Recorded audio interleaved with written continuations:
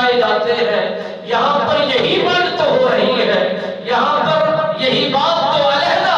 اس انداز میں ظاہر کر رہی ہے۔ جتنے بھی انبیاء رسول پیغمبر خدا تشریف لے آئے ہیں، ہر ایک نبی کا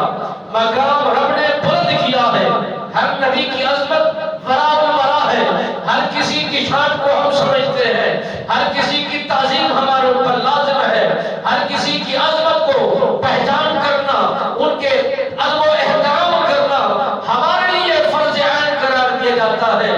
مگر جب حبیب خدا کی بات آتی ہے، حبیب نبی رحمت کی بات آتی ہے، اور نبی رحمت دو عالم کی بات آتی ہے، میرے خالق نے بیان فرمایا، میرے خالق نے اظہار فرمایا، میرے خالق نے یہ فرض فرما دی کہ جب میرا رسول، میرا محبوب تمہارے درمیان تشریف لے آئے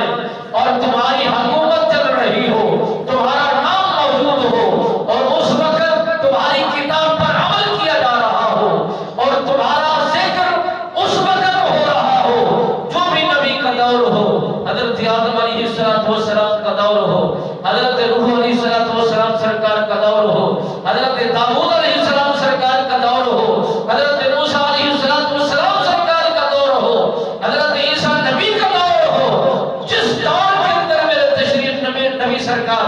تشریف لے آئیں، پھر انہی کی کتاب کو نہیں مانا جائے گا، انہی کی حکومت اور ان کی حکمت بھرے پیغام کو نہیں لیا جائے گا۔ یہ جب نبی ہر دور کے اندر نبی تشریف لے آئے ہیں، اور ہر لمحے کے اندر، ہر گھڑی کے اندر، ایک ایک بستی کے اندر دو نبی تشریف لے آئے ہیں، ایک صبح میں آیا، ایک شام میں آیا، ایک ہفتے میں آیا، ایک دوسرے ہفتے میں تشریف لے آتے ہیں۔ جس طرح میرے خالق نے نبیوں کو بھیجنے کے لیے بہتر سمجھا، اور جس قوم کے لیے بہتر سمجھا، اور جس وقت بہتر سمجھا، نبی کو بھیج دے گئے۔ ایک لمحے میں دو نبی تشریف لے آئے، تین نبی تشریف لے آئے۔ مگر جس طرح بھی یہ جتنا بھی انبیاء رسول پیغمبر خدا تشریف لے آتے جاتے رہے، مگر میرے خالق و مالک نے جو جلسہ منعقد فرمایا، پہلے توحید کا جلسہ تھا، اس میں ہر مسلمان آیا، ہر کافر آیا، ہر مومن آیا، ہر منافق